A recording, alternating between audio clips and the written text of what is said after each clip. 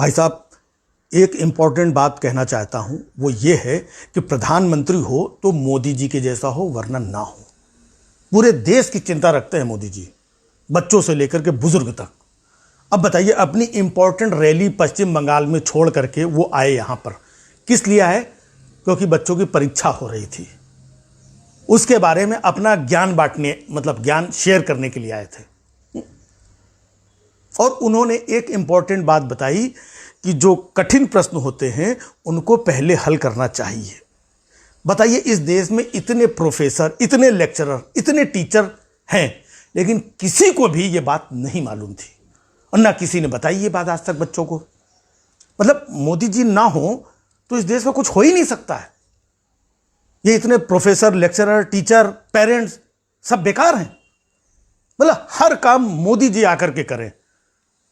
बताइए, आज तक कौन सा ऐसा प्रधानमंत्री हुआ है जिसने बच्चों के बारे में इतना ध्यान दिया हो कि कठिन प्रश्न पहले हल करो, आसान वाले बाद में, और परीक्षा में चर्चा और रैली वैली छोड़ करके? कौन करता है इतना देश के लिए?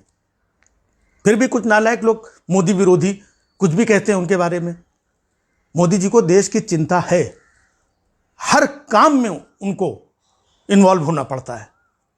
अब बताइए, जब चंद्रयान ऊपर जा रहा था तो रात भर उनको बैठना पड़ा कि नहीं बैठना पड़ा?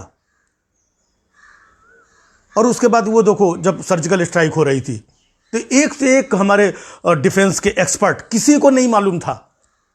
फिर मोदी जी ने आके बताया कि बादल जब छाए होते हैं उसी बीच रॉकेट घुसेड़ दो बीच से, रडार की पकड़ में नहीं आएगा। अब बताओ, मोदी जी कहां कहां तक, किन किन चीजों पे ध्यान दे? नाले की गैस से चाय बनाई जा सकती है, किसी वैज्ञानिक ने नहीं बताया। फाइनली फिर मोदी जी को आकर के बताना पड़ा। मतलब किसी को देश की कोई चिंता ही नहीं है, हर काम में आकर के मोदी जी को आकर के इन्वॉल्व होना पड़ता है। सालों से लोग पकौड़े बना रहे थे कि नहीं बना रहे थे, लेकिन किसी को नहीं मालूम था कि पकौड़े बनाना रोजगार है। अब मोदी जी ना होते कौन बताता ये सब? हद हो गई नालायकों।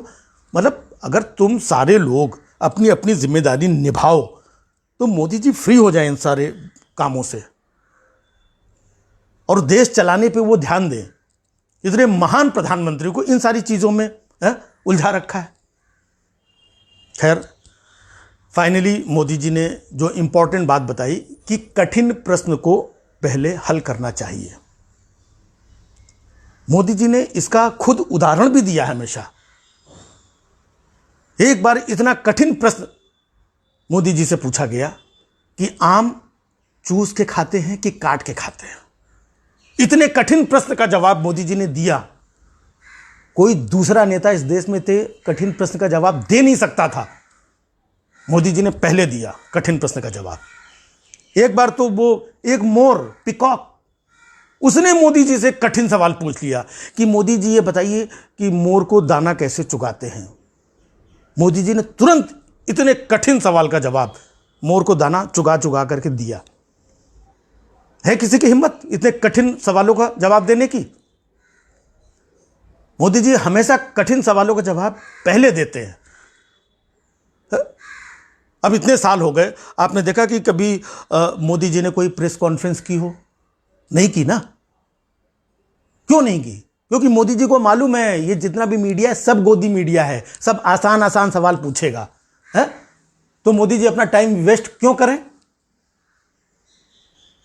लेकिन कुछ नालायक लोग हैं, मोदी विरोधी जो है, मोदी जी से पूछते हैं कि मोदी जी ये वैक्सीन का स्टॉक खत्म हो गया, बताइए। मोदी जी ये स्मार्ट सिटीज कब बनेंगे, बताइए। मोदी जी विदेशों से काला धन वापस कब आएगा, बताइए। मोदी जी आप तो कह रहे थे कि नोटबंदी से नक्सलवाद खत्म हो जाएगा, क्यों नहीं खत्म हुआ, बताइए। तो इतने आसान आसान सवाल का जवाब मोदी जी पहले दे दें क्या? बेवकूफों। मोदी जी कठिन प्रश्नों का जवाब पहले देते हैं। अब देखो, बंगाल में चुनाव चल रहा है, इलेक्शन, लाखों लोगों की रैली बिना मास्क के, सब चल रहा है कि नहीं चल रहा है? ये कठिन प्रश्न है, इसका जवाब मोदी जी पहले दे रहे हैं। रोज जाते हैं वहां पर, अमित शाह जी को भेजते हैं, नड्डा जी को भेजते हैं, योगी जी को भेजते हैं कि जाओ लाखों लोगों की बिना मास्क वाली रैली करो, बंगाल चुनाव है। ये कठिन प्रश्न है, उसका फिलहाल वो पहले जवाब दे रहे हैं। बाकी रही बात कोरोना, मास्क, सोशल डिस्टेंसिंग, ये सब तो आसान से सवाल है, इनका जवाब तो चुनाव के बाद भी दे सकते हैं। पहले कठिन सवालों का जवाब देना चाहिए। लोग तो एग्जाम में जो क्वेश्चन आते हैं उन्हीं का जवाब देते हैं, लेकिन मोदी जी को देखिए, जो क्वेश्चन कोई पूछता नहीं है उसके भी जवाब देते हैं मोदी जी। आपने देखा कोई नेता आज तक ऐसा? यह है उनका विल पावर। किसने मोदी जी से पूछा था कि मोदी जी आप बताइए कि पहले चाय बेचते थे कि पकोड़े बेचते थे? किसी ने पूछा था? नहीं पूछा। फिर भी इस कठिन सवाल का जवाब मोदी जी ने खुद दिया। किसी ने पूछा था मोदी जी से कितने साल तक आप भीख मांग के खाते रहे? किसी ने पूछा था? नहीं पूछा। इसने कठिन सवाल का जवाब मोदी जी ने खुद दिया, सामने से दिया। किसी ने पूछा था कि बांग्लादेश के स्वतंत्रता आंदोलन में मोदी जी आप भी जेल गए थे क्या? पूछा था किसी ने? नहीं पूछा था ना। फिर भी मोदी जी ने सामने से इस बात का जवाब दिया।